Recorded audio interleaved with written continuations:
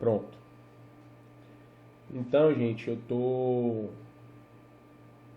vamos recomeçar nosso conteúdo aqui a partir do Weber, certo? Na aula passada a gente, né, teve aquelas dificuldades técnicas e aí a gente não conseguiu trabalhar muito bem a ideia. Então eu vou recomeçar, vamos ver aqui o Weber desde o início, certo? Este que é o nosso terceiro e último autor dos clássicos aí, certo? E o Weber, ele tem uma metodologia bastante diferente, tanto do Marx quanto do Durkheim, né? Eu acho que esse é o ponto mais marcante da sociologia weberiana, né? Da sociologia do Weber, né? Ele, diferentemente do Marx e do Durkheim, ele vai dar uma ênfase, né, metodológica, uma ênfase no seu estudo da sociologia. O ponto de partida para ele do estudo sociológico é o indivíduo, né? Então, diferentemente do Marx e do Durkheim, que enxergam uma sociedade como um todo, né? Eles partem de uma ideia de totalidade, né? O Durkheim, ele não parte dessa ideia de totalidade.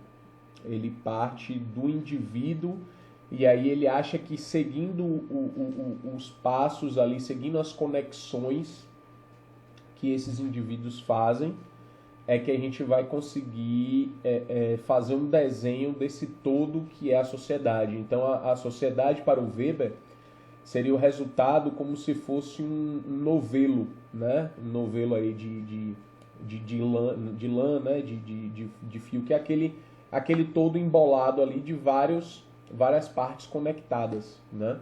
Ou seja, você vai ter ali cada relação que um indivíduo estabelece com outro indivíduo dentro da sociedade é um trecho, né? É uma conexão.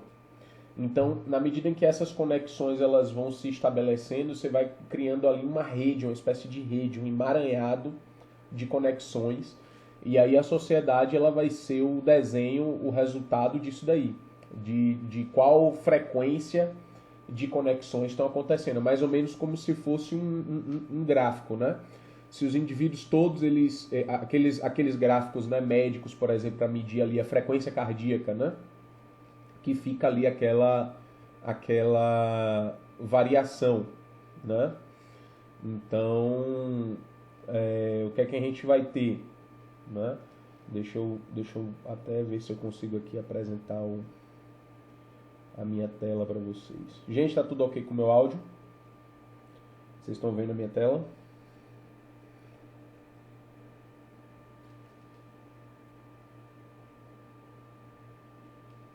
O meu áudio até então tá tranquilo, vocês estão ouvindo bem?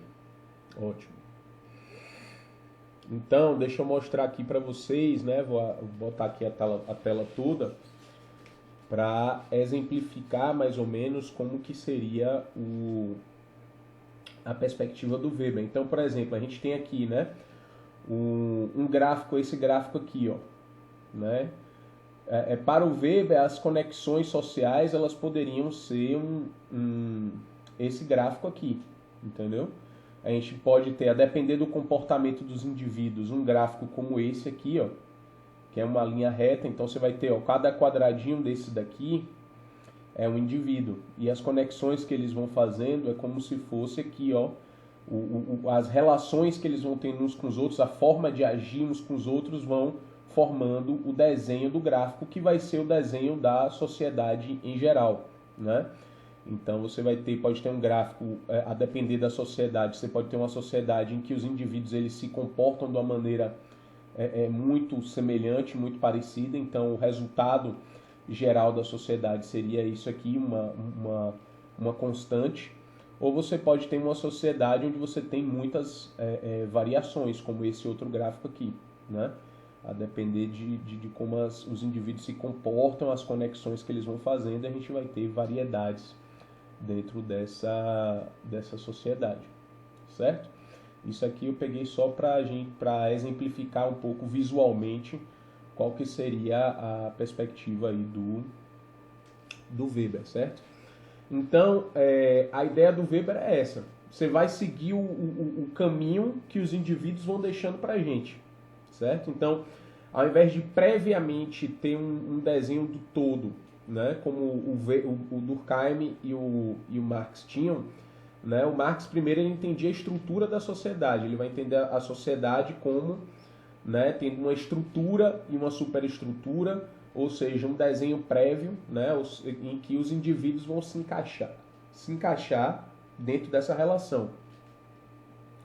O Durkheim também, ele vai dizer que a sociedade é um organismo vivo e que a gente vai localizar os indivíduos dentro desse todo, que é essa sociedade, que é esse organismo vivo, e que cada indivíduo ali vai se encaixar em um conjunto de instituições que são fundamentais para manter a sociedade viva. Então, cada indivíduo ele vai cumprir uma função social dentro da sociedade, né?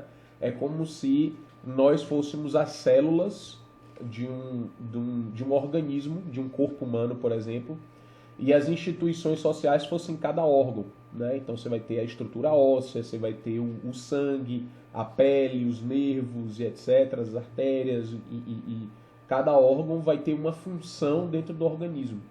Então Durkheim ele entendia, ele tinha essa visão que se chama funcionalista, né?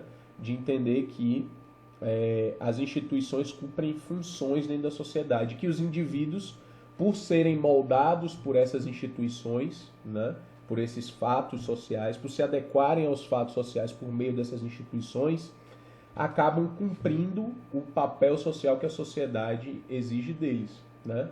Então é como se a gente nascesse ali, fazendo uma metáfora com o corpo humano, é mais ou menos como se fosse uma célula-tronco. Vocês já ouviram falar de célula-tronco? Vocês sabem o que é uma célula-tronco? Quem sabe aí o que é uma célula-tronco? Já ouviram falar?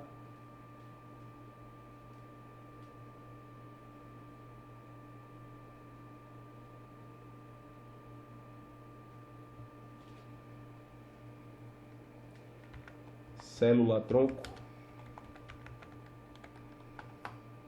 Quem já ouviu falar de célula-tronco?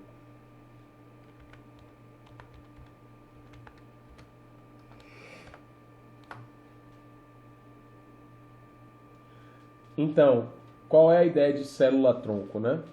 Uma célula-tronco é uma célula que ela é uma célula ainda indefinida, né?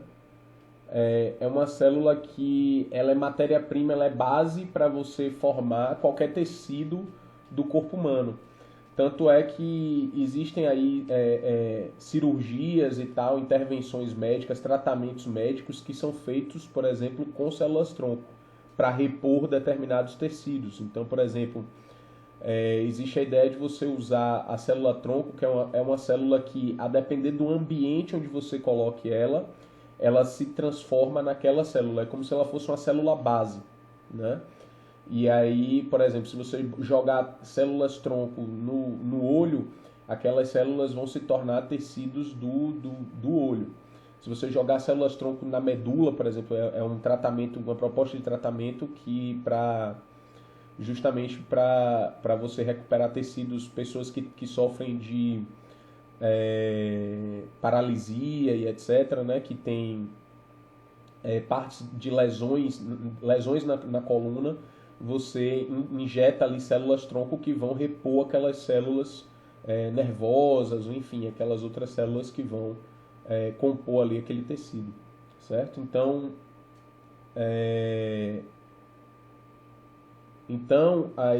essas células-tronco, segundo Durkheim, seríamos nós indivíduos, certo? Então, para o Durkheim, a gente já tem o organismo pronto e o indivíduo é como se fosse uma célula-tronco, fazendo essa análise, essa analogia aí, é como se o indivíduo ele fosse uma célula-tronco que vai se adequar ao organismo, certo? Na visão do Weber não é assim, né? Na visão do Weber não existe uma sociedade prévia que vai se impor ao indivíduo, né? É uma visão bem diferente da visão do Durkheim, a visão do Weber. Para o Weber, a sociedade vai ser o resultado das ações, das relações entre os indivíduos, né? Ou seja, o ponto de partida é outro, né? Então, para a gente compreender a metodologia do Weber, a gente tem que partir da ideia de individualismo metodológico, certo? Olha lá. O que é que viria a ser aí definindo esse individualismo metodológico, né? Então vamos lá, vou ler aqui o que eu botei no slide para vocês. A análise sociológica de Weber parte do indivíduo. Weber entende que as instituições existem por meio dos indivíduos. Percebam, diferente da percepção do Durkheim, que as instituições elas moldam e definem os indivíduos. Para o Weber, olha lá, é o oposto. As instituições elas existem por meio dos indivíduos. São os indivíduos que compõem ou que formam as instituições. Ou seja, a sociedade acontece por meio dos indivíduos, mais especificamente pelas ações sociais deles.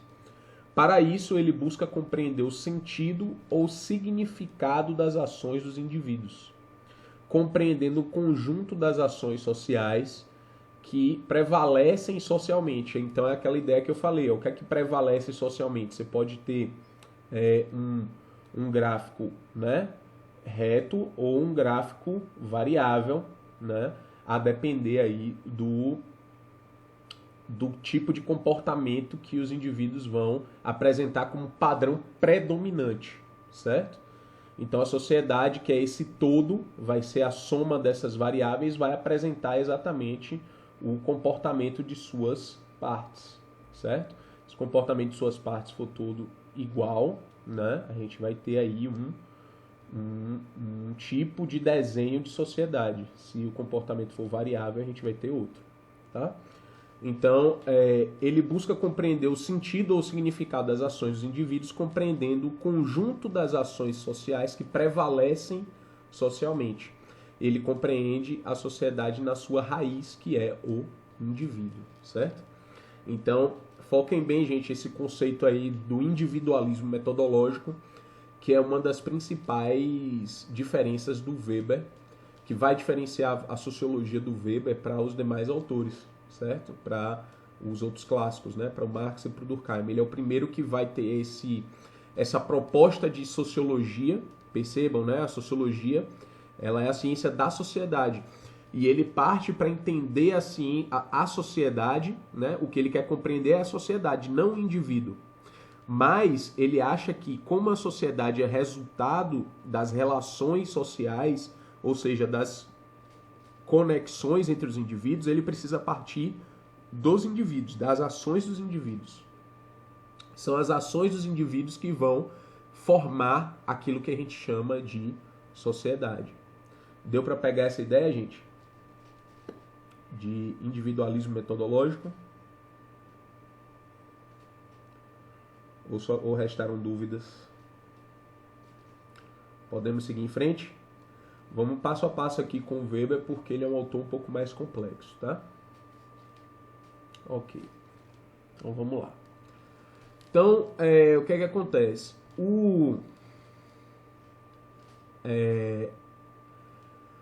Por que o Weber ele vai partir dessa ideia de individualismo metodológico? Por que diferencia? O Weber ele vai ter uma visão diferenciada, uma metodologia científica e, portanto, diferenciada dos outros autores, né?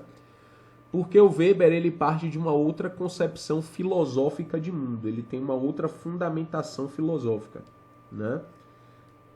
A fundamentação filosófica dele, o entendimento dele da realidade, é diferente do entendimento positivista, por exemplo, né?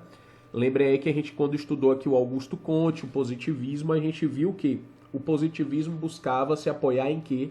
Em tudo que fosse objetivo e fugia do que fosse subjetivo.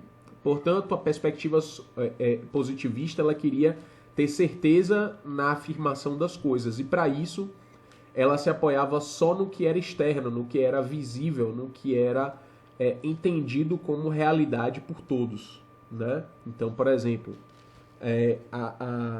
eu tenho um livro, né? Um livro X ali que está todo mundo está observando. E o passo geral que eu posso dizer sobre ele é que ele é um livro. Isso é o conhecimento objetivo. Se aquele livro ele é bom ou ruim, se eu acho entediante ou se eu acho empolgante, isso aí vai ser a opinião de cada um. Portanto, é um conhecimento subjetivo. Então, para o positivismo, a compreensão, o conhecimento científico, todo ele tinha que ser objetivo. Aquilo que todo mundo podia alcançar, né? Aquilo que era comum para todo mundo.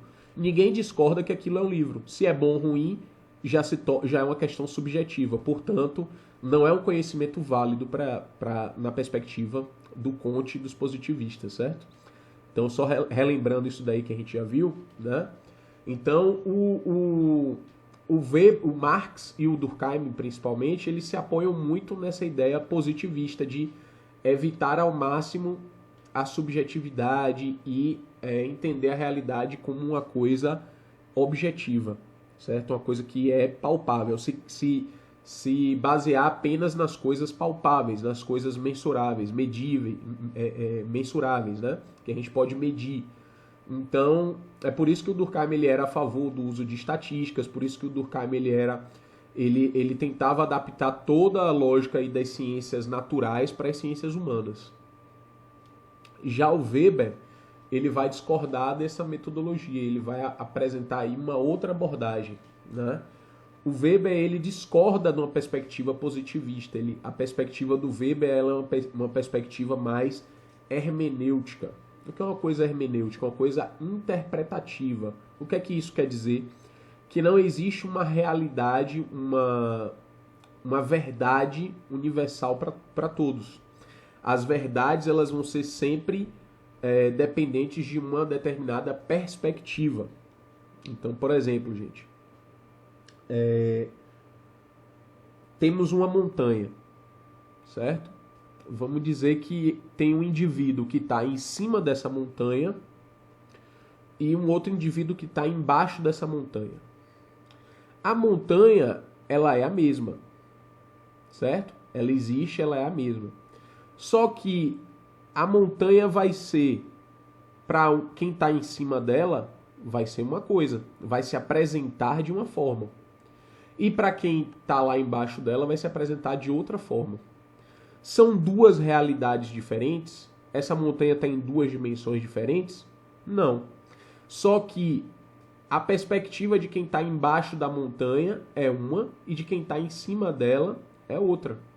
Ou seja, para o Weber é impossível você entender a realidade como uma coisa única e igual para todo mundo, que era a ideia aqui do positivismo, né? De partir da realidade igual para todo mundo.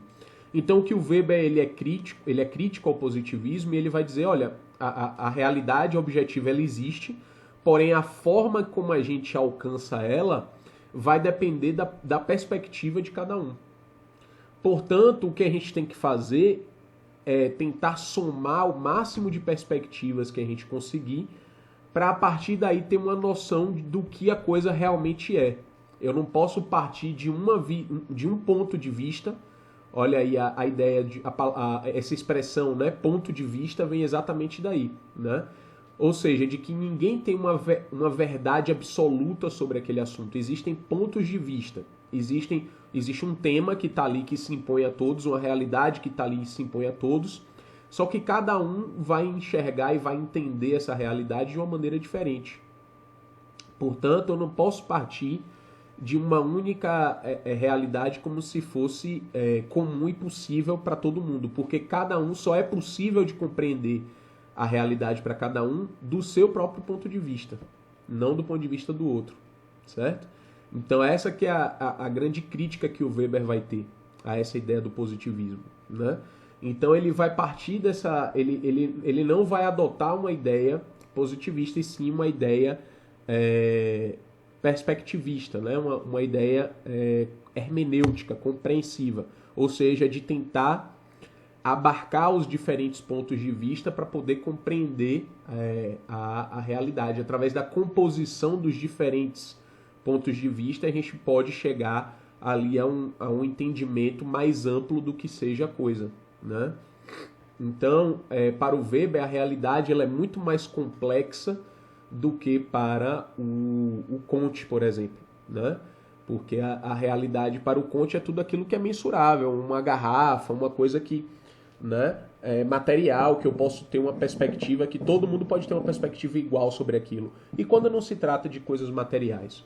Quando se trata de conceitos abstratos, como a ação humana, que eu não posso pegar, medir, que a visão daquilo não vai ser igual para todo mundo, né? A maneira de agir, por exemplo, ela pode ter uma mesma ação, ela pode ter vários motivos diferentes, né? Então, o indivíduo, para tomar uma mesma ação, ele pode ter vários motivos diferentes. Então, eu não posso pegar só a ação dele em si e tratar aquilo como minha única forma de estudo da verdade, né? Por quê? Porque o indivíduo pode tomar uma mesma ação por vários motivos diferentes, né? Então, o que eu preciso fazer é compreender a ação desse indivíduo, compreender quais são os motivos que o fizeram agir dessa forma, quais são os significados da ação daquele indivíduo. É algo mais complexo, né? E para o Weber, portanto, é completamente impossível a gente abarcar a realidade, né, de uma maneira única. Por quê? Porque a realidade ela é muito complexa, né? Então, ao mesmo tempo, no mundo aí fora, né, vamos pegar um exemplo aqui. Neste exato momento, estão acontecendo uma série de reações físicas, químicas, biológicas, né? E aí a gente vai ter também uma série de outros tipos de características da realidade acontecendo aqui ao mesmo tempo. Por exemplo, né, neste exato momento eu preciso, né, que uma série de fenômenos físicos estejam ao meu favor para que a minha mensagem chegue até vocês. Então, por exemplo, eu preciso que a energia chegue de uma maneira adequada aqui nos meus componentes de computador, né, na minha internet, né, como a gente sabe que foi impossibilitada a nossa última aula por causa disso, né? Então, se eu tenho toda uma estrutura de rede e de componentes aqui que estão funcionando adequadamente do meu microfone, olha quantas variáveis eu tenho aqui para conseguir estar falando com vocês agora. Isso só no que está externo a mim, né? Eu preciso aqui da minha tela funcionando adequadamente dentro dos padrões, recebendo a energia certa, que cada componente desses hardwares aqui funcione bem para que a gente possa estar se comunicando nesse exato momento, que a energia chegue, que a transmissão da internet seja boa, seja tranquila, né? Porque senão não dá certo, como a gente já viu na última aula. Além disso, eu estou pegando só a parte aqui agora externa a mim. Além disso, eu tenho que aqui agora, nesse momento, olha quantas coisas complexas estão acontecendo comigo aqui. Eu estou, através de reações químicas no meu corpo, emitindo impulsos elétricos para os meus neurônios, que estão acessando as minhas memórias, que por sua vez estão sendo organizadas pelo meu pensamento para serem encadeadas palavra por palavra, para ser expressadas em palavras, para essas palavras serem encadeadas da maneira que eu quero, na ordem que eu quero, para que vocês tenham entendimento do que eu estou falando. E tudo isso acontece em frações de segundo, gente. Entre o que eu estou pensando aqui no meu cérebro e o que eu estou falando nesse exato momento. Já pararam para se dar conta disso? Olha quantas reações estão acontecendo, físicas, químicas, biológicas, num simples diálogo que a gente está tendo aqui, né? Fora o que possibilita esse diálogo nosso, todas as tecnologias, né, que precisam acontecer, a rede de trabalho que faz com que a gente possa estar se comunicando aqui, que tenha a internet funcionando, que tenha energia, que tenha, enfim, as peças funcionando de uma maneira adequada e tudo mais, né? Olha a rede de relações que a gente tem aqui, né? Olha quantas coisas estão acontecendo ao mesmo tempo nesse exato momento. Então, se a gente para pensar, né, retomando aqui agora, se a gente para pensar, né, que numa mesma realidade, nesse exato momento, olha quantas variáveis a gente vai ter. Os assuntos que eu estou falando aqui para vocês nesse exato momento, a gente está tratando disso aqui agora por uma série de questões aí históricas, né? Então, tudo está conectado a tudo. Tudo na realidade que ela acontece, ela vai ter várias questões aí que podem ser isoladas e estudadas. Então, para o Weber, né? O que é que acontece? A realidade ela é tão complexa que ela se torna caótica. A gente não tem como entender todos os fenômenos da realidade ao mesmo tempo. O nosso cérebro, por mais que ele seja poderoso, né, ele usa esse poder para fazer uma coisa de cada vez. Né? A gente não é multitarefa como, né, os processadores aqui dos computadores, né? Que tem aqui, olha lá, os processadores, eles têm vários núcleos executando várias tarefas. A gente usa o nosso processador aqui, que é o nosso cérebro, para fazer uma coisa só de cada vez. Então o Weber vai dizer que graças a essa limitação nossa, né, a gente não vai conseguir entender a realidade toda simultaneamente. E aí o que é que a gente faz? O que é que cada ciência faz? Cada ciência recorta uma parte dessa realidade. Cada ciência vai lá e pega um pedaço dessa realidade e vai estudar. Então os físicos aqui, por exemplo, poderiam ver só os fenômenos físicos que estão acontecendo aqui agora nesse momento e estudar eles para entender como que cada coisa acontece, né? Os químicos iriam ver ali os elementos químicos e os biólogos também, os processos biológicos e assim por diante. É assim que surgem as ciências, né? Dentro de uma mesma realidade que é extremamente complexa, que tem vários fenômenos possíveis, qual é a única maneira que o nosso cérebro consegue racionalizar as coisas? Pegando uma coisa de cada vez para estudar, né? Então, se eu tenho essa realidade que ela é complexa, que ela é cheia de variáveis, que ela é cheia de sentidos diferentes, de coisas diferentes acontecendo, como é que eu posso pegar essa realidade, como os positivistas queriam, e dizer que essa realidade é uma única coisa? Entenderam? Essa que é a grande crítica do Weber. Para o Weber, a realidade ela não é simples de ser entendida como os positivistas queriam. Eu não posso pegar um parâmetro só da realidade e resumir a realidade a uma coisa só. A realidade é muito mais complexa do que isso e o ser humano ele é limitado para compreender todas as variáveis da realidade ao mesmo tempo. Portanto, a gente precisa fazer recortes da realidade. Certo? Então, para o Weber, ele vai entender que esses recortes da realidade vão ser uma ferramenta que a gente vai usar para entender a realidade. Então eu vou pegar só uma parte da realidade, me focar nessa parte da realidade, porque aí eu posso compreender. Né? Por exemplo, nesse exato momento estou falando com todos vocês. Olha quantas variáveis só variáveis sociológicas vocês têm aí. Vocês estão primeiro em locais geograficamente diferentes. Vocês têm, digamos assim, idades diferentes. Vocês têm gêneros diferentes, né? Enfim, existe uma série, estão usando, né, vestimentas e diferentes. Olha quantas coisas eu poderia me apoiar para classificar, né? Para usar isso como um parâmetro de classificação para entender algo sobre vocês. Entende?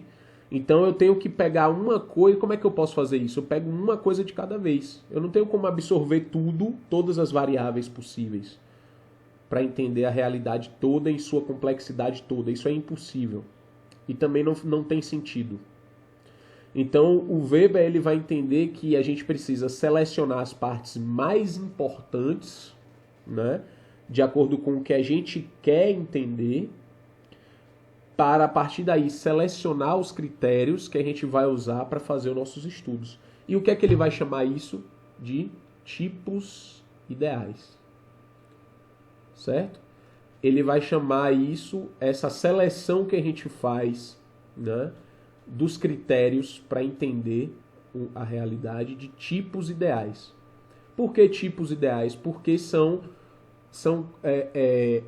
coisas que estão na nossa mente, né? Essas categorias, elas estão, a gente que está usando elas para poder jogar a realidade dentro delas e conseguir um entendimento, certo? Então é por isso que ele vai dizer que são tipos ideais, porque a gente vai criar ideias, né? Vai tipificar ali a realidade com ideias, né?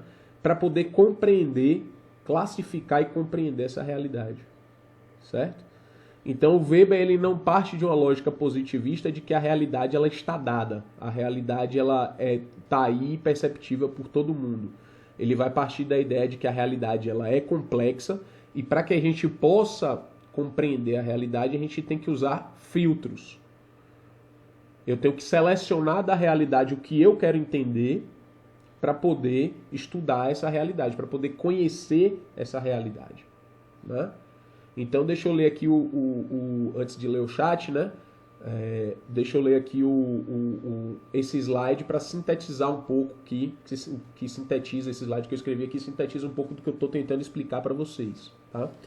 Então, diferentemente dos demais clássicos da sociologia, Weber defende que as ciências humanas devem ter uma metodologia própria, diferente da perspectiva positivista, na qual o pesquisador deve descobrir as leis gerais.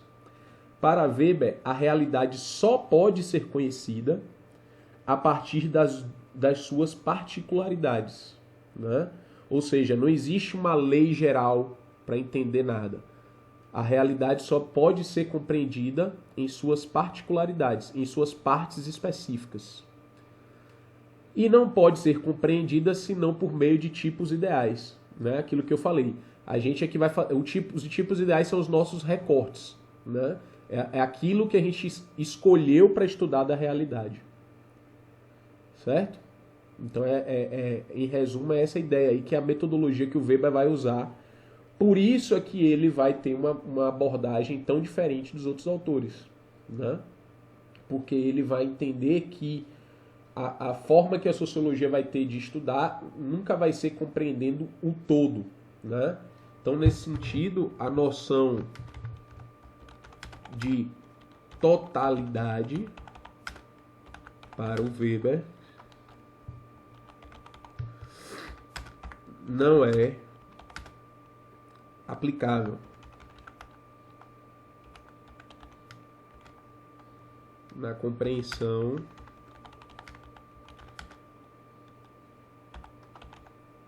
da realidade, tá?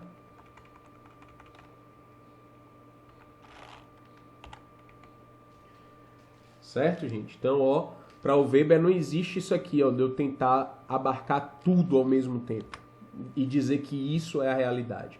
Eu sempre vou ter que escolher um assunto, uma parte da realidade para falar sobre ela. E ao fazer isso eu estou usando um tipo ideal. Deixa eu ver o chat aqui agora.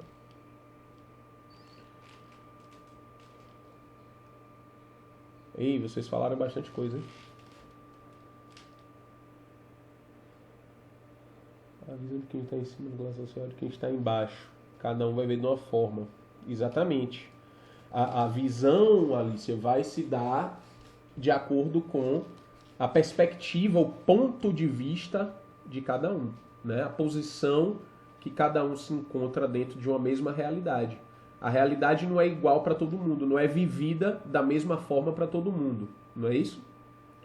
Então, se a realidade não é vivida da mesma forma para todo mundo, a gente não pode dizer que ela é uma coisa só para todo mundo, né? Então, meio que se encaixa lá naquela ideia do Marx da ideologia, né? As pessoas de diferentes classes vivem realidades, a mesma realidade, em posições diferentes, de maneiras diferentes. Eu não posso querer dizer que a realidade possa ser compreendida da mesma forma por todos.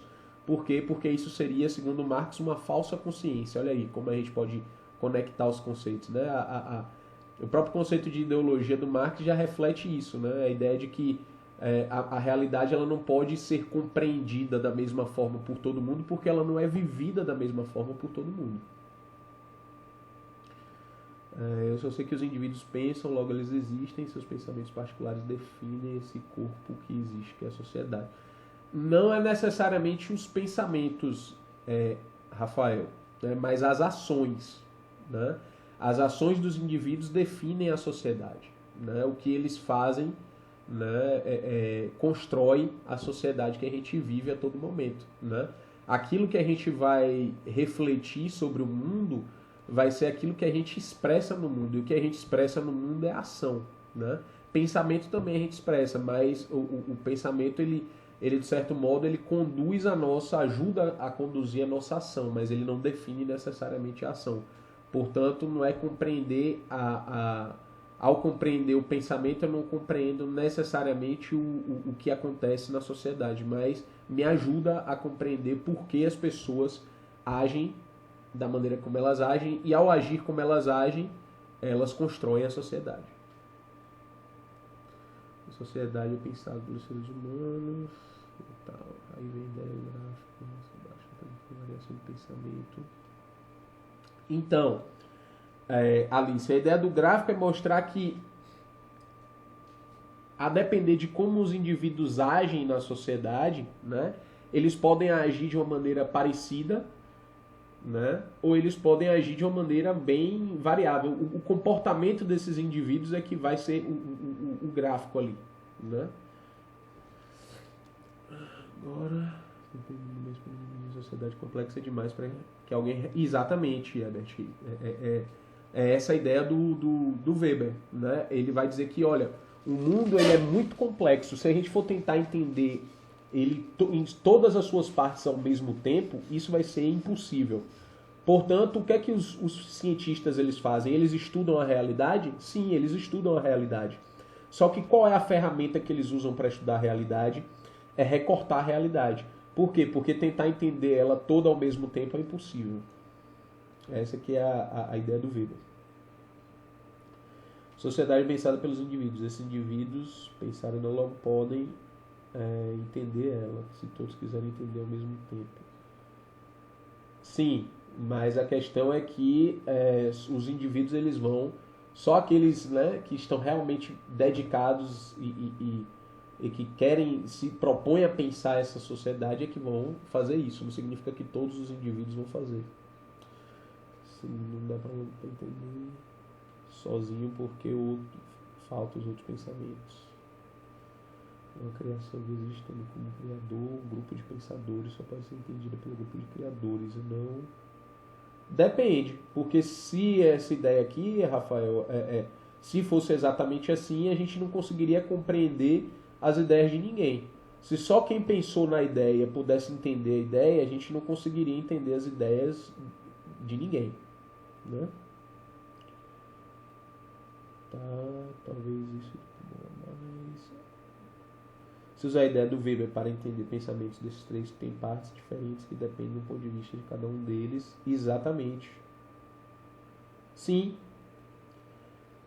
Cada pensamento deles, Herbert, vai ser uma perspectiva sobre a realidade. Então, o conceito que o Weber ele vai ter fortemente estabelecido é o conceito de perspectiva. O que é uma perspectiva? É o seu ponto de vista, é de onde você vê a realidade. E cada um desses autores vai ter uma perspectiva diferente, com objetivos diferentes. Né? E aí, na visão do Weber, se a gente conseguir entender todas essas perspectivas, a gente tem uma visão mais, digamos assim, mais apurada da realidade. Se a gente pega um monte de pontos de vista e soma sobre uma mesma coisa, e soma se a gente tirar uma média desses pontos de vista, isso é uma segurança maior do que eu entender a realidade a partir de um único ponto de vista. Entende? Ou seja, é como se não existisse uma verdade absoluta, né? Mas a gente pode ali pegar partes comuns, entendimentos comuns, que a maioria das pessoas entendem como uma visão daquela realidade.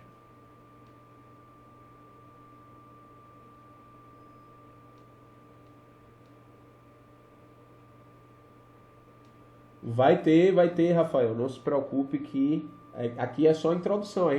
Vocês têm 4 anos de sociologia pela frente, né? Esse é o primeiro, é o conteúdo do primeiro ano. Eu sei que vocês estão no segundo ano, mas esse é o conteúdo que vocês não viram do primeiro ano. Então, daqui até o 4º ano, vocês vão ver outras ideias, outros autores mais contemporâneos, né? Aqui é porque vocês estão observando o início, né? O começo da perspectiva, tá partindo da base da sociologia, certo? De fato, as ciências sociais, mas no 4º ano, por exemplo, vocês vão ter a sociologia de novo, em que um dos temas é a sociologia contemporânea. Então vocês vão ver, sim, sociologia contemporânea, tá? Deixa eu ver aqui.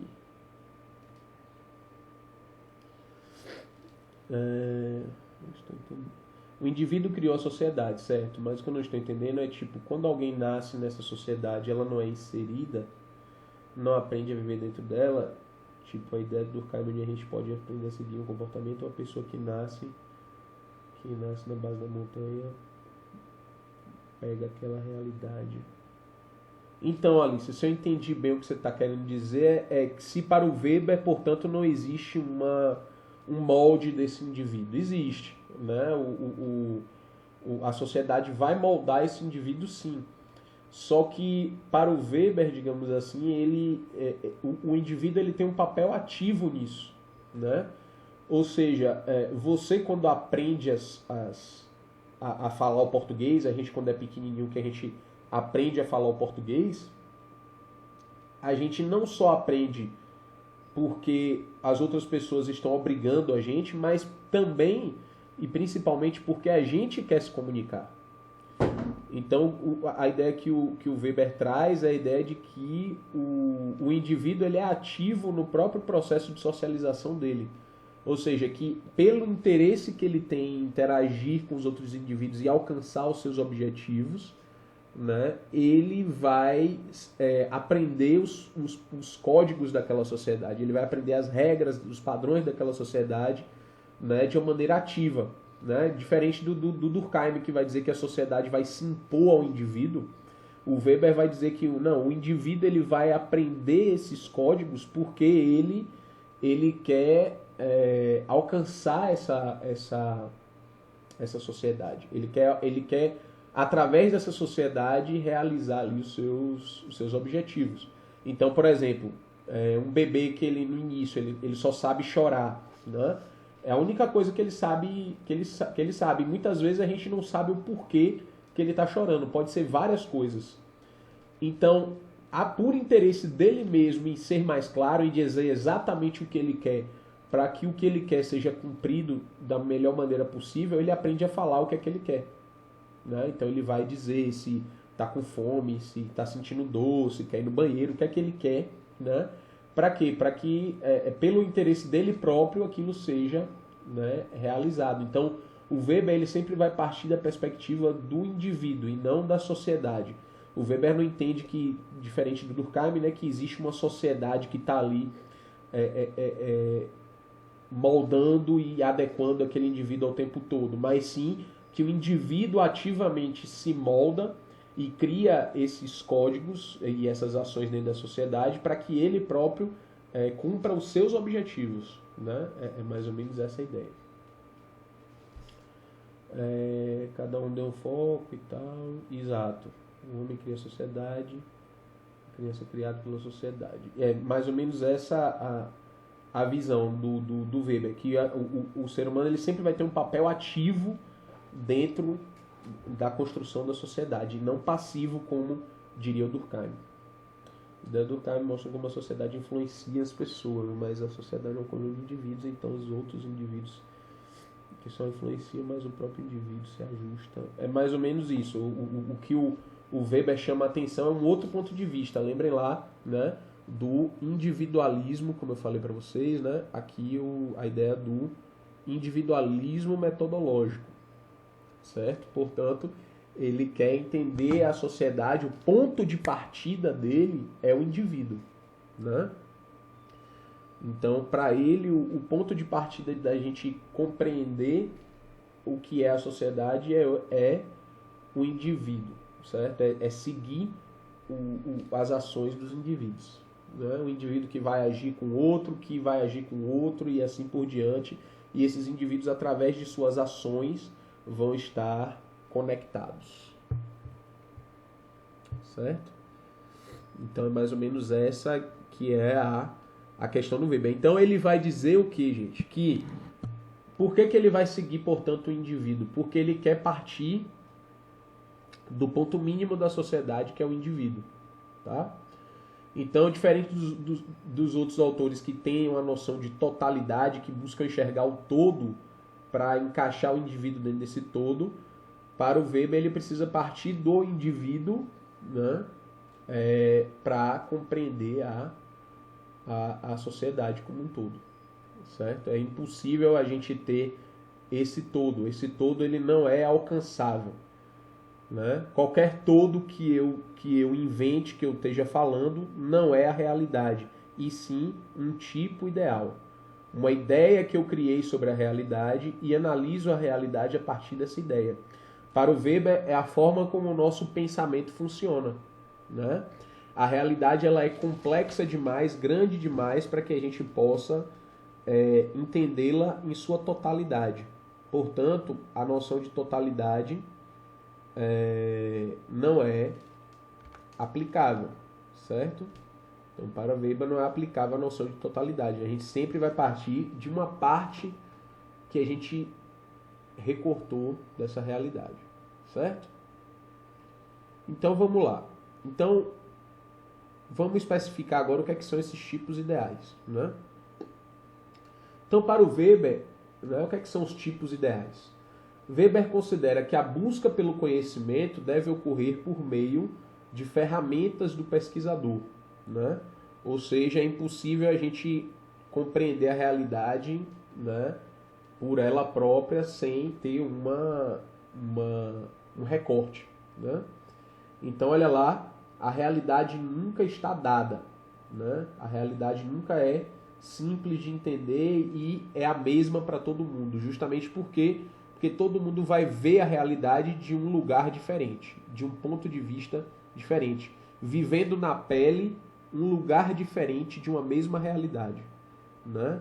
Alguém que é de uma determinada classe, de um determinado local, de um determinado gênero, sempre vai ver a realidade, vai viver a realidade numa posição, num ponto diferente dela.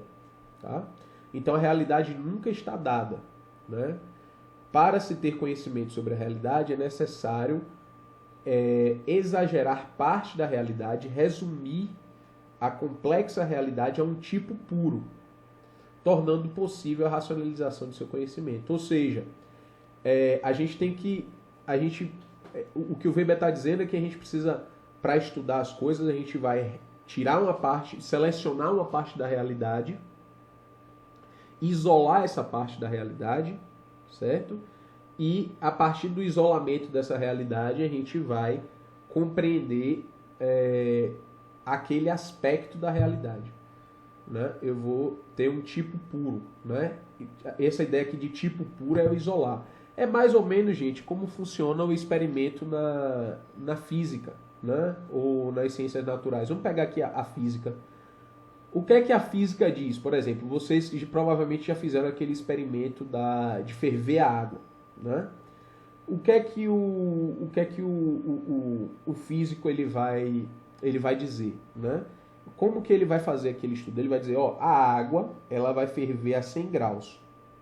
Me digam aí vocês que são estudados na física.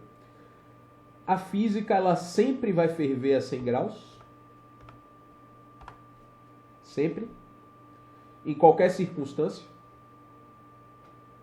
Não. Por quê, Thiago?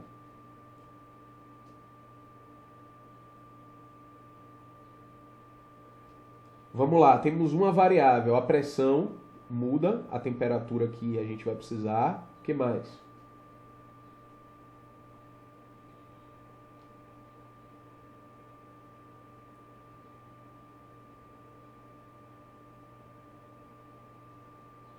O que mais que muda? a composição, gente, daquela água, se aquela água, a temperatura ambiente, né? Se aquela água ela é pura ou se ela não é pura, se ela é destilada ou se ela tem lá vários sais minerais, isso vai influenciar também?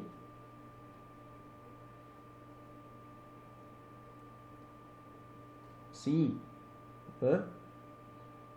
Eu posso dizer que o tempo de fervura para atingir o tempo de fervura da água para que ela evapore, né, totalmente, sempre vai ser igual em qualquer lugar, em qualquer circunstância?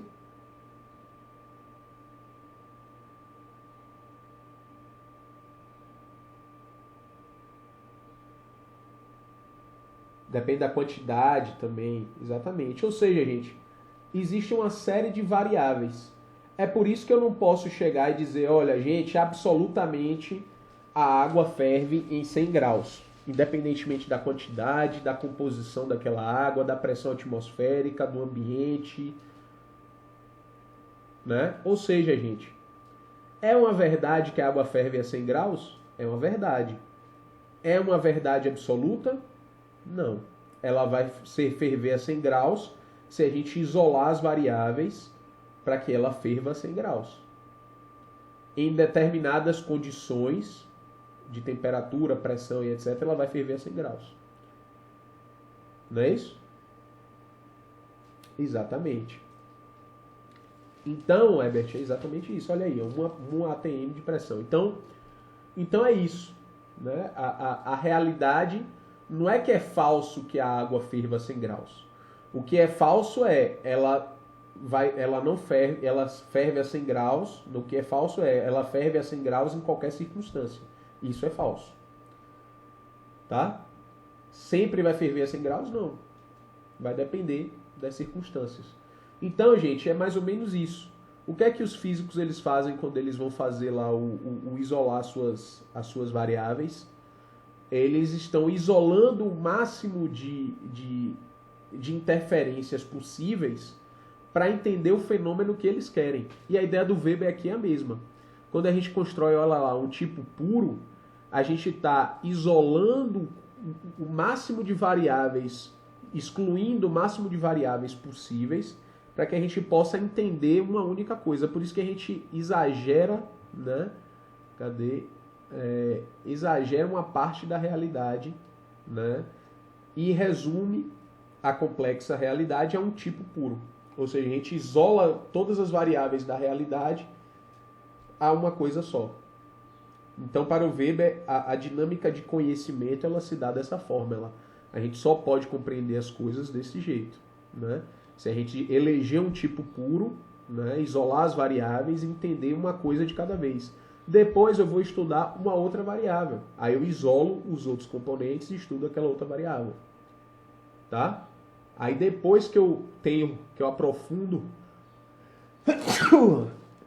Desculpa, gente. Que eu aprofundo o meu conhecimento sobre cada variável, eu vou pegar e vou somar esses pontos de vista todos. Aí eu posso dizer que eu tenho um conhecimento sobre a dinâmica de fervura da água, por exemplo. Certo? Mas primeiro eu preciso conhecer cada variável. Como é que eu conheço cada variável? Eu isolo ela das outras. Então, para o Weber é a mesma coisa. Como é que eu compreendo a sociedade? Primeiro eu preciso compreender o que é uma ação social. Eu preciso entender o porquê que o indivíduo age daquela maneira. Ao compreender isso, aí eu posso jogar isso dentro das outras variáveis, né, que existem na realidade para poder compreender essa realidade de uma maneira da maneira complexa que ela é. Portanto, a sociologia do Weber, a gente pode dizer, né, por isso que ela recebe esse nome, que ela é uma sociologia compreensiva. Por quê? Porque o Weber ele não vai partir de uma verdade absoluta sobre as coisas, né? Sempre vai ser uma compreensão do fenômeno, uma compreensão daquela realidade. É impossível eu dizer que eu estou falando da realidade pura e simples, né? Então, ao fazer uma compreensão, ter esse método compreensivo, a gente está ali admitindo, né, uma série de variáveis a mais sobre aquela realidade. certo? Então, para isso, para conseguir alcançar, para conseguir estudar a realidade, a gente precisa usar os tipos ideais. E aí, portanto, qual é o tipo ideal central da sociologia do Weber? Qual é o tipo ideal que ele cria para conseguir compreender, né, isolar as variáveis e entender, né, como que a sociedade se constrói a partir dos indivíduos? Ele vai usar o tipo ideal, que é esse conceito aqui, tá? Fundamental, tá, gente? Podem prestar bastante atenção, tomar notas, depois fazer leitura do livro sobre esse conceito aqui, que é o conceito de ação social, certo? O que é a ação social, gente? A ação social, né, ela é, né, para o Weber, a forma, o elemento principal da sociedade, né? A sociedade para o Weber é como se fosse uma rede, um emaranhado, né? Deixa eu ver aqui se eu consigo encontrar a imagem de uma rede, né? Não é essa rede de dormir não que eu quero. Mas ela serve também. Pronto, aqui, ó, um emaranhado. Olha lá. Tá? Então, para o Weber, olha cá. Cada indivíduo, ele tá num nozinho desse aqui da rede, ó. Esse indivíduo vai se conectar com esse, que vai se conectar com esse, que vai se conectar com esse. Olha lá. E aí a sociedade para o Weber é essa rede toda aqui, ó. As linhas são as conexões. O que é que conecta um indivíduo ao outro? A ação social. Então a ação social é a linha da rede aqui, ó. E o indivíduo é o nozinho. Então, o indivíduo vai se conectar por meio da ação social dele a outros.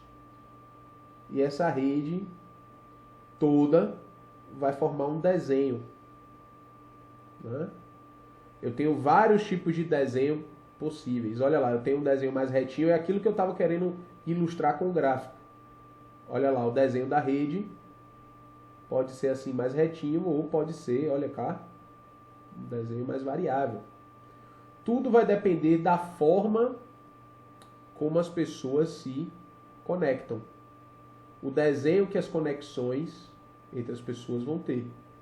E o que é que faz esse desenho das conexões? A forma como as pessoas interagem socialmente umas com as outras. Se elas agirem de uma determinada forma e a maioria das pessoas agirem assim, se todas as pessoas agirem dessa mesma forma, a tendência é a gente ter uma linha reta. Se as pessoas agirem de maneiras muito variáveis, a gente vai ter desenhos mais variáveis. Olha aqui, esse aqui, exemplo aqui é bem ilustrativo, né? Certo? Dos tipos de conexão. Tá? Então, gente, a ideia do Weber é estudar a ação social, é estudar exatamente a conexão, o fio ali, o laço que conecta os nós. É um laço que vai conectar um nozinho ao outro. E o que o Weber diz é que o papel da sociologia, portanto, é estudar esse laço. E esse laço ele vai se dar por meio do quê? Da interação, da ação social, da conexão. Tá? Então vamos lá para o que está aqui escrito no slide. Através do individualismo metodológico, ou seja, né, de partir do indivíduo para entender a sociedade, Weber compreende que a sociedade resulta do conjunto de ações que os indivíduos que a constituem realizam. Certo? Entretanto, nem toda ação que os indivíduos realizam constitui a sociedade, né? Para isso, ele elaborou o conceito de ação social. Ou seja, gente, o indivíduo ele age de determinadas formas. Nem toda ação que a gente toma no nosso dia a dia é uma ação social. E para o Weber é isso que ele quer isolar. Ele vai criar esse tipo ideal aqui, ó, que é a ação social, e ele quer isolar isso para entender isso. Tá? Então, para isso, o Weber elaborou o conceito de ação social. Ou seja, a ação que constitui a sociedade. Tá? Então, para o Weber, o que interessa é só isso, as ações que constituem a sociedade. Os indivíduos têm várias ações, né, na sua vida ao longo do seu dia. Nem todas essas ações ajudam a constituir a sociedade. O que ele quer é isolar as ações que constituem a sociedade para entender. Que ações são essas? Simples, as interações. Toda vez que o indivíduo age com o outro, interage com o outro, tem uma interação com o outro, ele está realizando uma ação social. Trata-se da interação social entre os indivíduos. Para compreender a ação social, Weber desenvolveu uma tipologia ideal com 4 tipos de ação social, certo? Baseados na motivação da ação do indivíduo. O que é que isso quer dizer, gente? Traduzindo aí em miúdos, o Weber ele quer compreender a sociedade a partir da ação do indivíduo. E ele vai entender que nem toda ação que o indivíduo faz, ela constrói o que a gente pode chamar de sociedade. O que vai construir a sociedade são só as ações que ligam ele a outros indivíduos, que por sua vez vai ligar outro, que vai ligar outro e assim por diante. Vai formar aqui, olha, o desenho da sociedade. As conexões entre os indivíduos e outros. Então, essas conexões é o que o Weber vai chamar de ação social. Essas conexões ou essas interações, a interação, é o que o Weber vai chamar de ação social. Portanto, gente, muito simples, o que é que o Weber ele vai estar estudando? A interação social. Como o indivíduo interage com o outro. Quais são as formas que nós agimos uns com os outros? Isso vai construir a sociedade. Lembram daquela ideia que tem, aquela propaganda aí um tempo que tinha, da ideia de gentileza gera gentileza, né? Ou seja, de como alguém age com você, te estimula a agir daquela forma com outra pessoa, lembram disso? Alguém aí já viu? Deixa eu ver o chat aqui.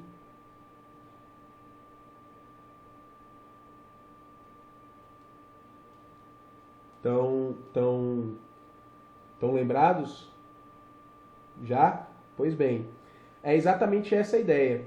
Para o Weber, a motivação da ação, né, a forma como o indivíduo age com o outro, vai estimular o outro indivíduo a agir daquela forma também.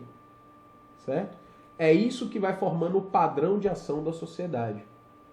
E aí cada padrão de ação vai formar, olha lá, uma sociedade extremamente instável, variável, né? Que às vezes precisa ser assim mesmo para funcionar, né? Como o nosso coração. Isso aqui, por exemplo, não é bom sinal para o nosso coração. Ele precisa estar pulsando, né? Então, a cada forma como os indivíduos vão interagir entre si, vai formando um desenho da sociedade. Se você tem por padrão uma sociedade em que as pessoas agem com violência umas com as outras, o padrão daquela sociedade vai ser esse, né?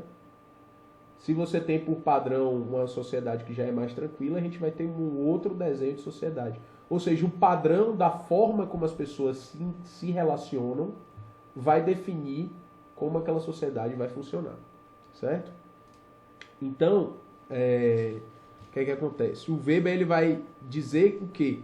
Que os indivíduos eles vão agir uns com os outros a partir de 4 tipos de ação social diferentes, né?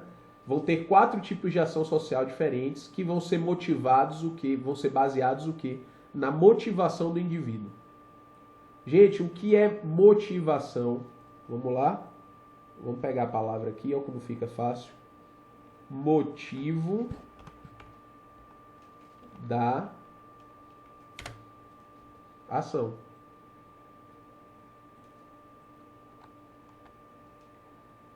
Certo? O motivo da ação. O que é que me faz agir? O que é que me faz agir? Qual é o motivo da minha ação? Isso é, olha lá, motivação, né?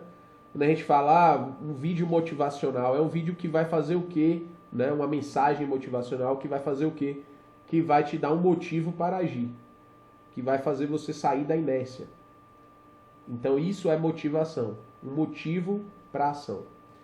Então o Weber ele vai entender, né, que as ações sociais, né, a forma como os indivíduos interagem, olha lá, interação, o porquê que o indivíduo age diante do outro, né, ele vai entender que o motivo da ação, né, ele se baseia em 4 principais tipos, né? Ou seja, tem 4 motivos principais que fazem o indivíduo interagir com o outro. Tá? Quando a gente interage com o outro, a gente tem 4 motivos principais. 4 justificativas para a nossa ação diante do outro. Vocês sabem, conhecem alguma delas?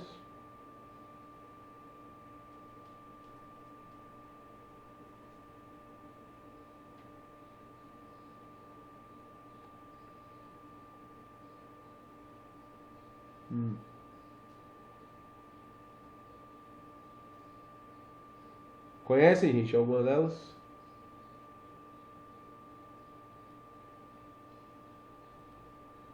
Vou para a primeira, hein?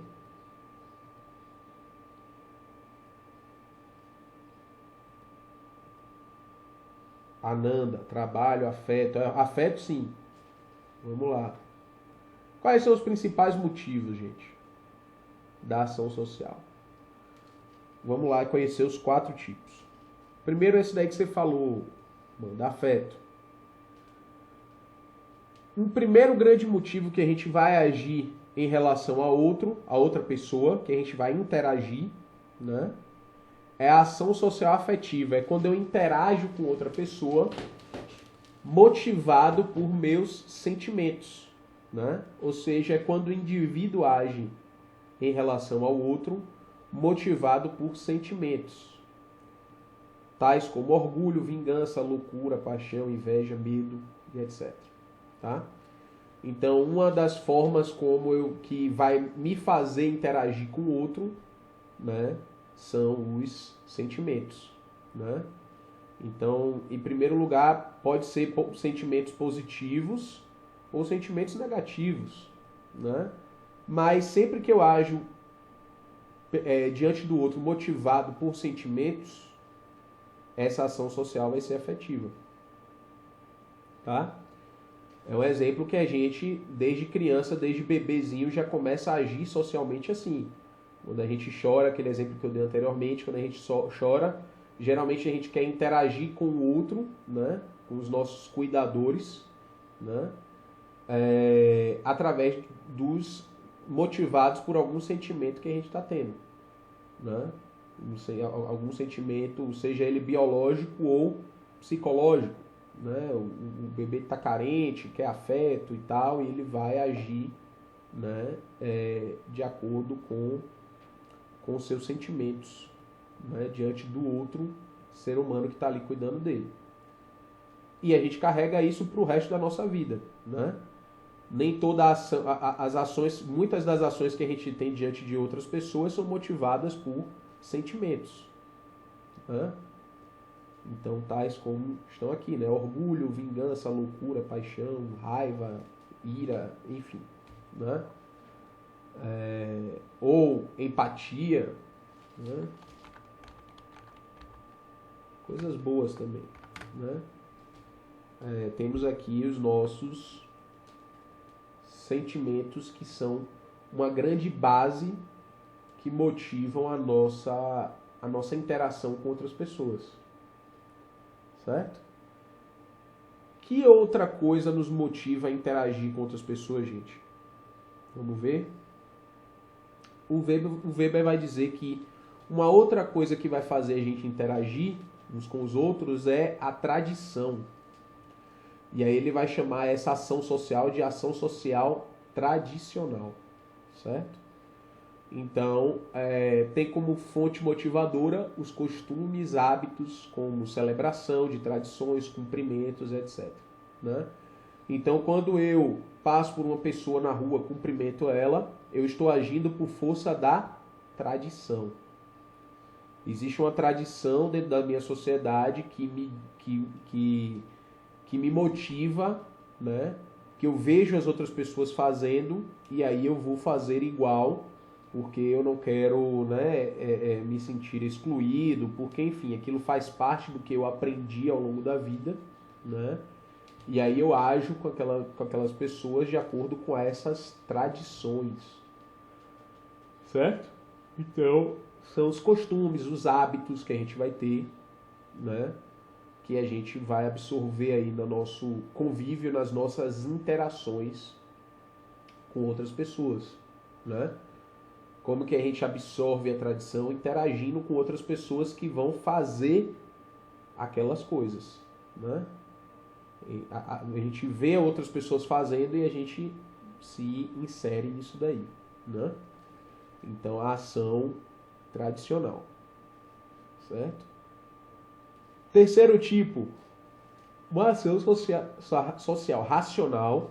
Então percebam, gente, que nessas duas anteriores, tanto na afetiva quanto na tradicional, não tinha a palavra racional, certo? Então aqui a gente já vai ter um outro elemento aí, tá? Então a gente vai ter, olha, a ação social racional com relação a valores. O que é que significa esse racional aqui, gente?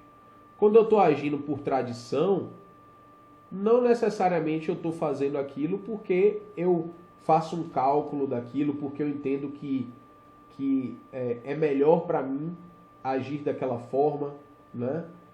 Que é o princípio filosófico agir daquela forma. Não, eu estou ali fazendo uma tradição, uma coisa que eu aprendi com os outros, que eu vejo todo mundo desde sempre fazendo e eu faço igual, né?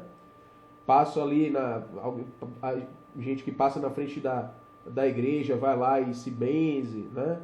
Cumprimenta com um legal, com um aperto de mão, né? Enfim, tudo isso são coisas que a gente aprende, que a gente vê outras, absorve isso vendo outras pessoas fazendo, né? E pessoas fazendo com a gente também.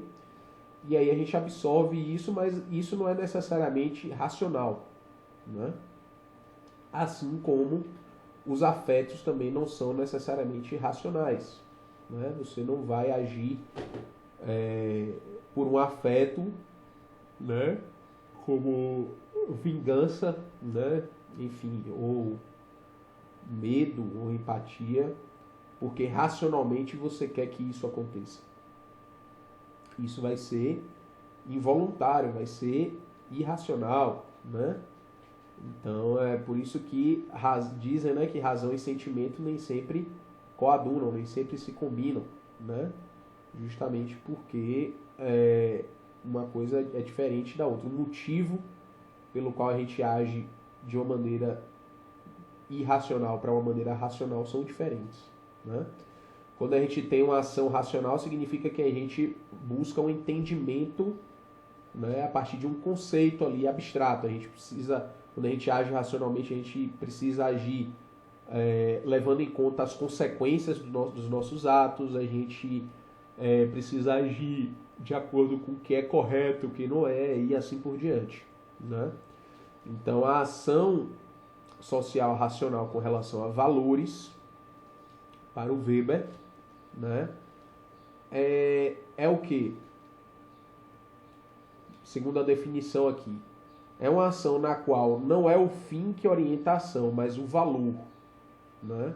Seja esse estético, religioso, político, né? Ético, religioso, político ou estético. Ou seja, é quando a gente age de acordo com o valor, por um princípio. Por exemplo, eu estou morrendo de pressa para ir trabalhar, para ir para casa e tal, mas eu parei numa sinaleira e tem uma senhorinha bem idosa, né, querendo atravessar, e eu vou acompanhar ela, né? Porque eu acredito que seja um valor correto eu ajudar as pessoas mais frágeis, as pessoas que precisam, né? Então eu vou ali, vou né, pedir para o trânsito, né, as pessoas que estão dirigindo ali segurarem um pouco, né, para ajudar ela a atravessar, justamente porque eu acredito que isso é o correto a se fazer, certo? Ou seja, eu estou agindo de uma maneira racional com relação a um valor, né? Porque no fim das contas, todos nós já estivemos numa situação de fragilidade ou estaremos. Portanto, é importante que socialmente a gente tenha essa cultura de ajudar os mais frágeis, né? Porque assim a sociedade vai funcionar melhor. A gente, né, tem por princípio que se deve ajudar crianças, idosos, né, pessoas mais frágeis, justamente porque é melhor para a sociedade como um todo que as pessoas protejam as outras pessoas que precisam, né? A gente percebam que boa parte do que a gente está tendo aí agora nessa quarentena, por exemplo, é uma ação racional com relação a valores. No sentido de que, ok, a maioria das pessoas não é de risco, mas elas entram em contato com pessoas que são de risco e isso pode, né? Isso te leva a uma responsabilidade, né? Nesse momento que a gente está vivendo de pandemia. Então, isso, por exemplo, é uma ação, né? Fazer a quarentena e etc., tomar o cuidado dessa maneira é você agir de maneira racional com relação a valores. Por quê? Porque você considera um valor ético dentro da nossa sociedade, um valor moral, que a gente proteja as pessoas mais frágeis, certo? Então, a ação racional leva em consideração as consequências das ações, certo?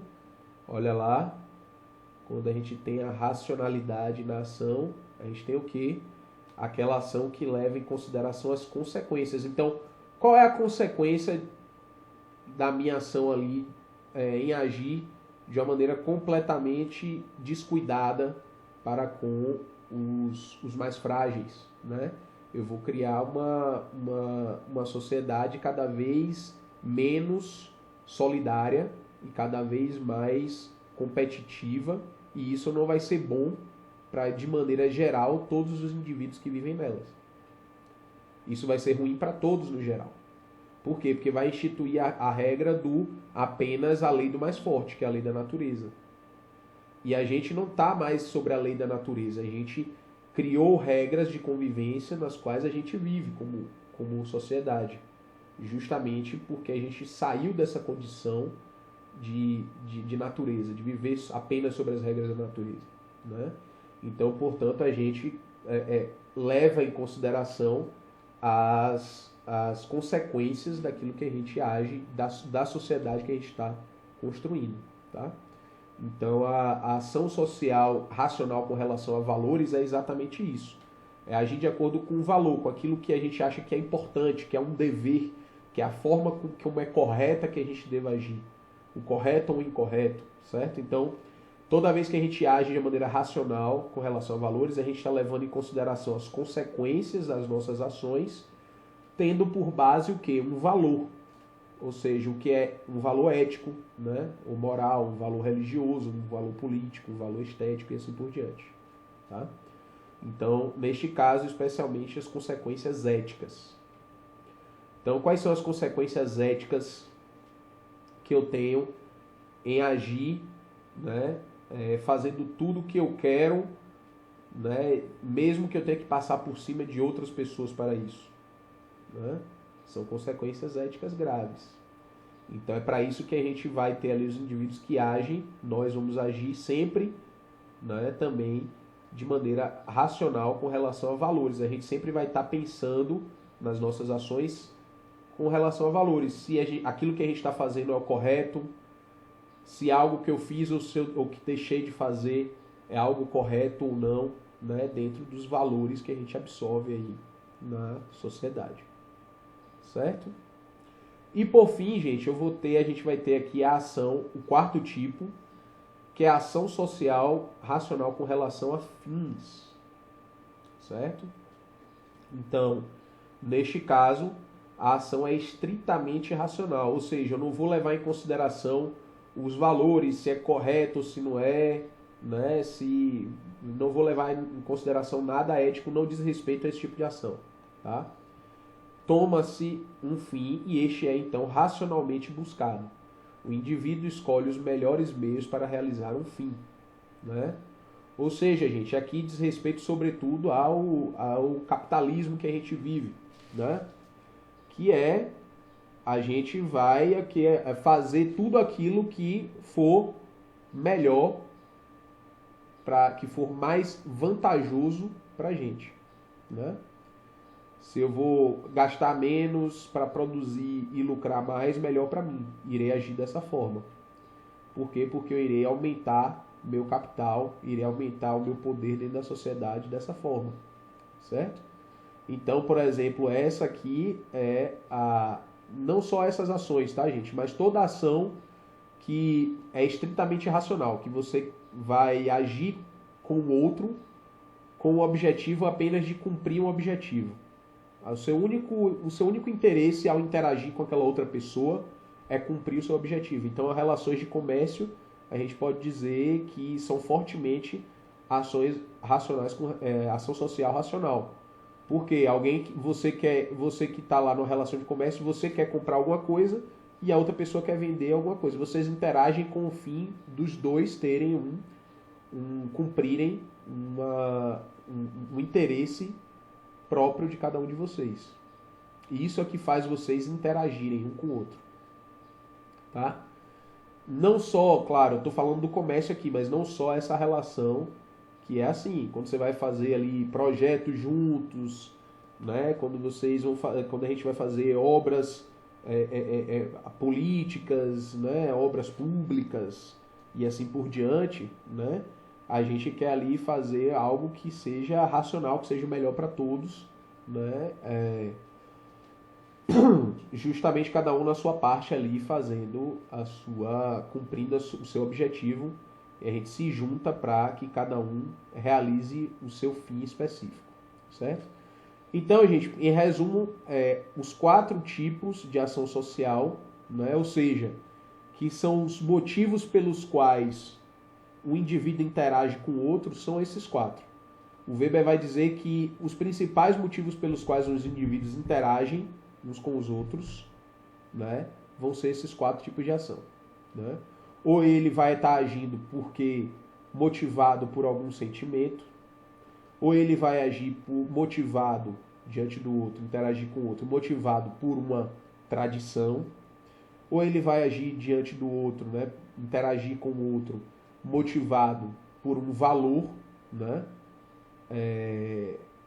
ético ou, enfim, de outra natureza, ou ele vai agir com o outro, interagir com o outro por um objetivo específico, por um fim específico, tá? Então, esses são os quatro principais motivadores da ação. Segundo Weber, esses são os tipos ideais de interação social, certo? Ou seja, de ação social, tá? Então, a ação social, que nada mais é do que a interação, tá? O Weber dá esse nome de ação social, né? Que é a interação entre os indivíduos, como os indivíduos agem diante do outro. É isso que vai formar o que a gente chama de sociedade. O Weber vai identificar vai classificar essa interação a partir de 4 tipos principais, certo? É interessante essa perspectiva aí do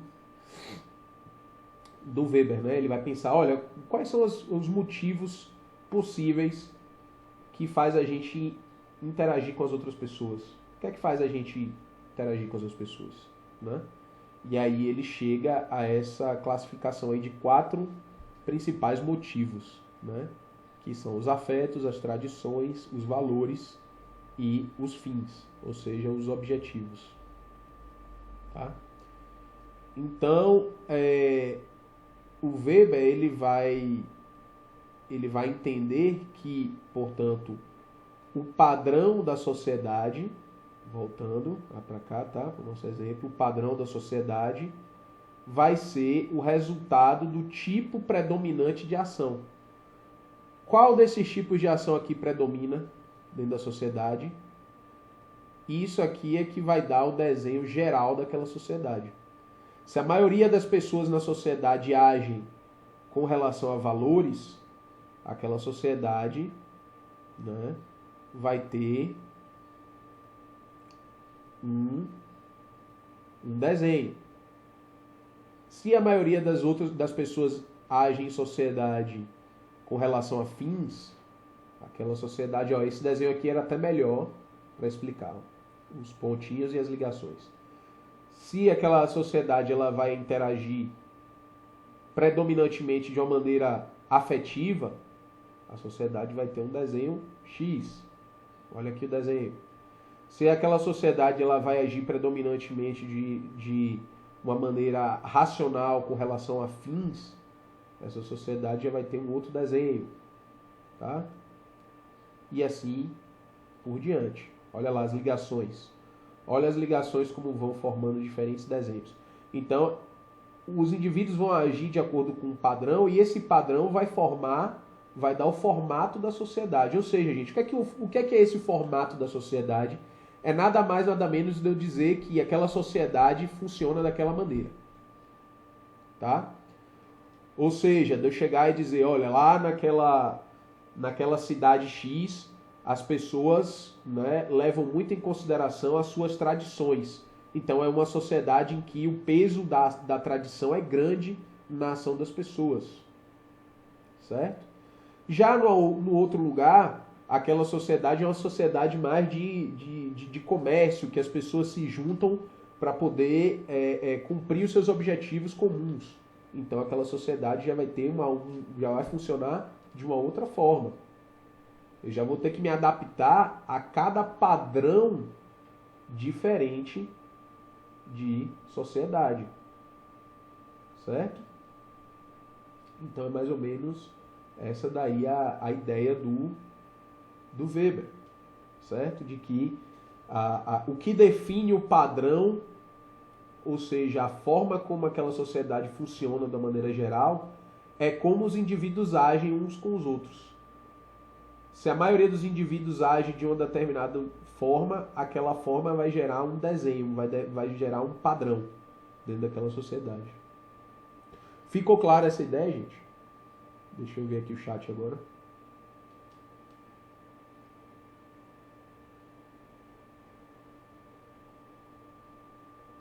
Deu para entender essa ideia da relação aí que o Weber faz entre a ação social e o resultado dela, que é a sociedade?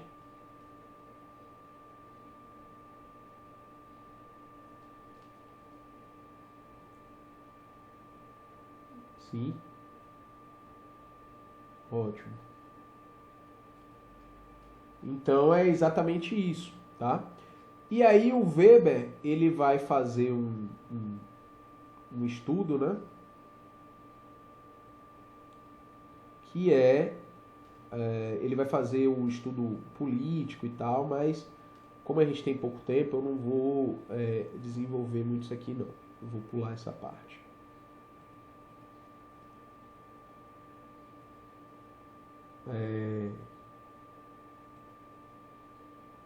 Cadê? Deixa eu achar aqui a parte que eu quero. Ok. Então, para o Weber, qual que é a visão que ele vai ter de sociedade? Ele vai dizer que o que acabou acontecendo, né, na transição da sociedade feudal para a sociedade moderna é que o padrão de ação da sociedade, basicamente, né, mudou. O padrão de ação social dentro da Idade Média, por exemplo, lá na Europa, ele vai dizer que ele era uma ação tradicional, né? Ou seja, as pessoas agiam muito pelos costumes, pelas tradições. Aquela sociedade ela era muito influenciada pela igreja, né? A igreja tinha lá os seus dogmas, aquilo que as pessoas deveriam seguir ou não. Ou seja, a maioria das pessoas agia naquela sociedade feudal, agia de acordo com as tradições que tinham ali naquela sociedade. E o que é que o Weber ele vai dizer? Que aos poucos, por uma série de transformações históricas, essas transformações históricas foram fazendo aos poucos as ações das pessoas mudarem. As ações das pessoas foram deixando de ser apenas tradicionais, ou seja, as pessoas foram deixando de agir apenas baseadas nos costumes, né, nas tradições, e elas foram cada vez mais racionalizando essa ação, né? Começaram a pensar mais, né, nos valores, né, que elas começavam a agir. A sociedade foi aos poucos se transformando numa sociedade cada vez mais racional, né? Tanto em relação a valores como em relação a fins. Então, para o Weber, qual é a visão de modernidade que ele vai ter? Ele vai dizer que, diferentemente do Durkheim, que vai dizer que o quê? O processo de modernização foi o processo de mudança da sociedade de solidariedade mecânica, com o crescimento populacional, para uma sociedade orgânica, né? Uma sociedade de alta densidade populacional e alta divisão do trabalho. O Marx vai dizer que basicamente foi a economia, que as forças de produção foram aumentando, né?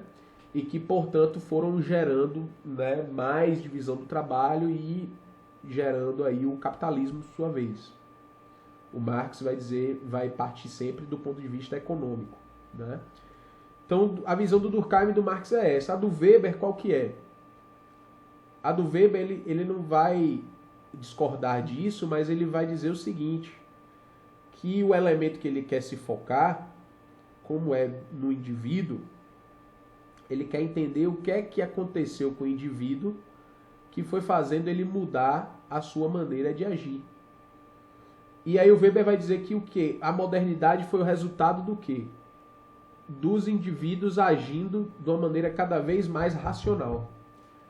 Foram acontecendo coisas ao longo da história que foram fazendo os indivíduos agirem de uma maneira cada vez menos tradicional e cada vez mais racional.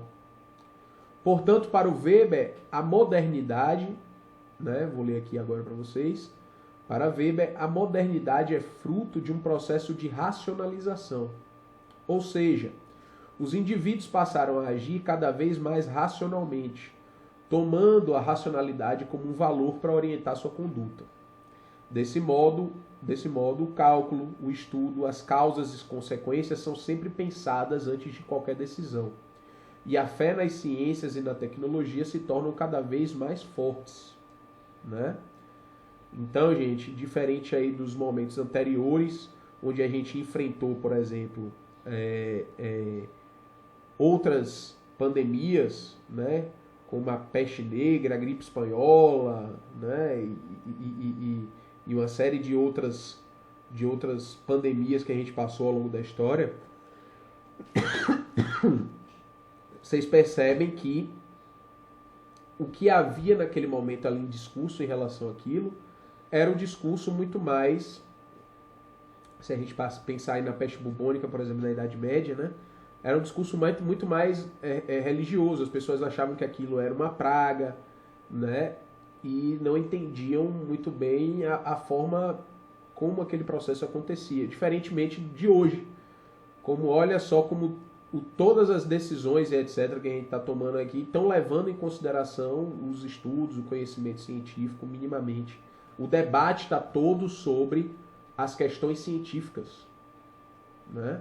Não tem mais um debate sobre fomos vítimas de uma maldição, é o fim dos tempos. O debate público não é esse. Pode até ter gente que pode estar dizendo isso, mas o debate que passa nos jornais e que acontece é todo em cima da ciência. É todo em cima do conhecimento que a gente tem sobre, ou falta de conhecimento que a gente tem sobre o vírus e qual é a melhor ou pior decisão a se tomar. levando em consideração as várias variáveis sociais que estão envolvidas aí. A economia, a saúde e etc. Né? Então a gente tem aí, gente, o processo para o Weber, que a gente chegou até esse processo de hoje em dia, é que para o Weber a sociedade ela foi se tornando cada vez mais racional. Houve um processo de racionalização. Né? Tudo hoje em dia é calculado. Né? Absolutamente, quase tudo hoje em dia a gente passa por cálculos científicos para tomar as decisões, a gente sempre, né, tem ali tudo muito medido e calculado e planejado e assim por diante. Né? A grande diferença da nossa sociedade para antes é exatamente essa. Então o Weber ele vai dizer que o padrão, né, de sociedade foi mudando de uma sociedade mais vinculada às tradições, onde todo mundo era mais parecido, a sociedade era mais homogênea, para um padrão, né, racional, aí, cada vez mais racional, de conexões com a sociedade cada vez mais variada, certo? Então, a gente, para o Weber, o processo que aconteceu foi esse, né? Então, a gente passou por um processo de racionalização da sociedade. As ações de cada indivíduo foram se tornando cada vez mais racionais, certo? E aí, para ele, como que esse processo aconteceu?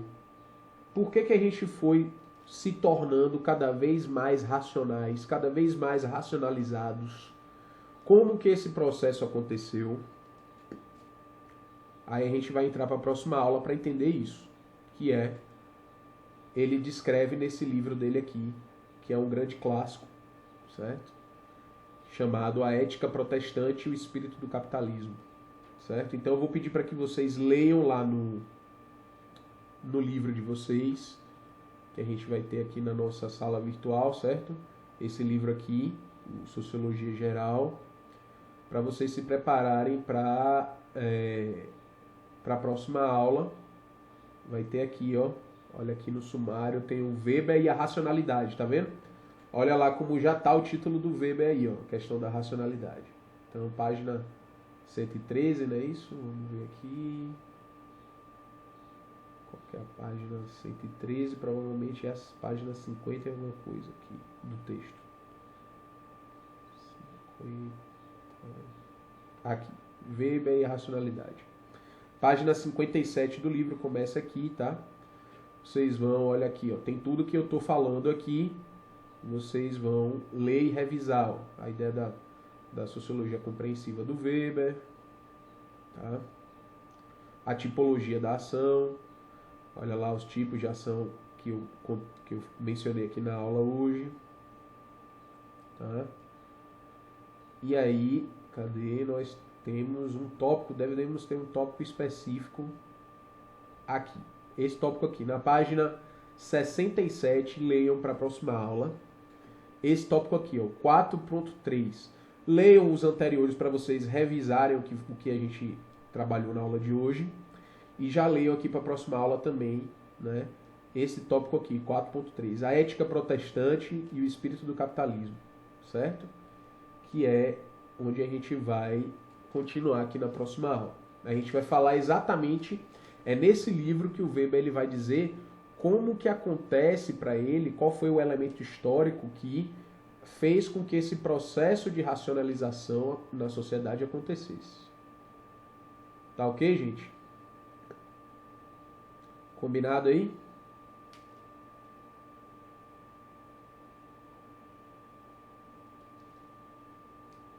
Estão me ouvindo? Estão entendendo bem aí?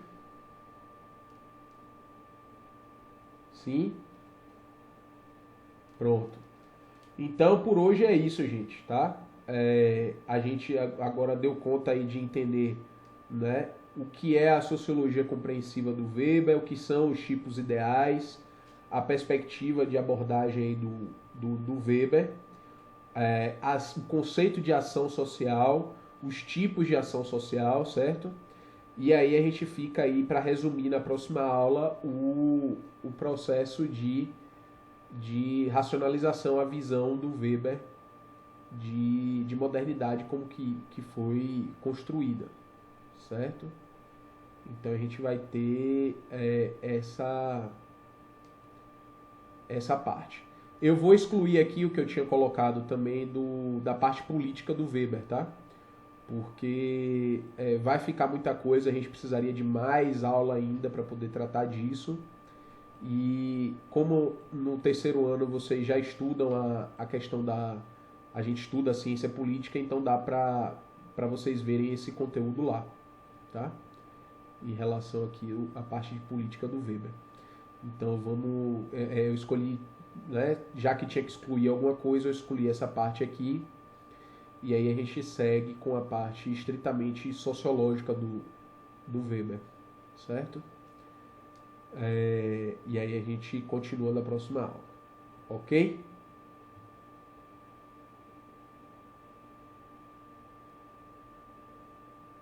Quatro ponto três, exato, o tópico é esse. Vou fazer a chamada agora, não vou esquecer não, tá?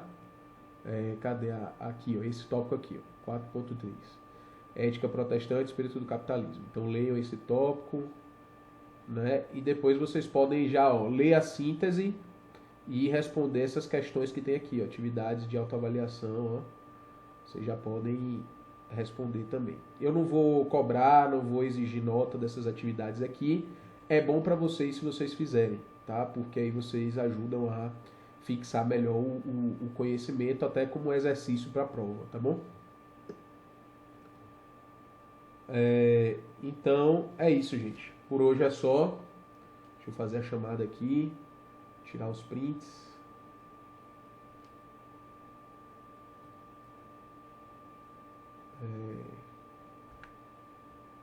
De Alice até Herbert, de Herbert até Naíse, de Naíse até Verena, ok? Tá certo, gente? Então, por hoje é isso. Não vou dizer que por hoje é só, porque não foi tão pouquinha coisa assim, né?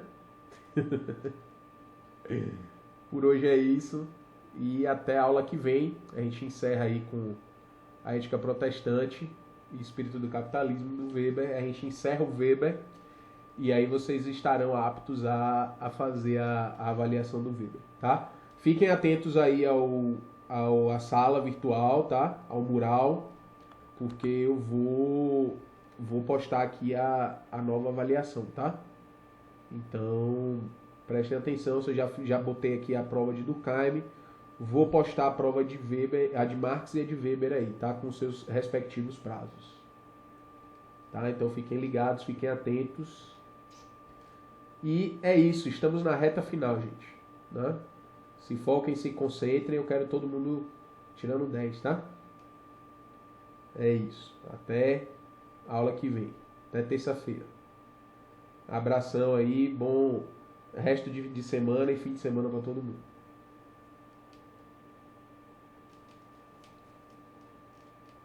Tchau, tchau.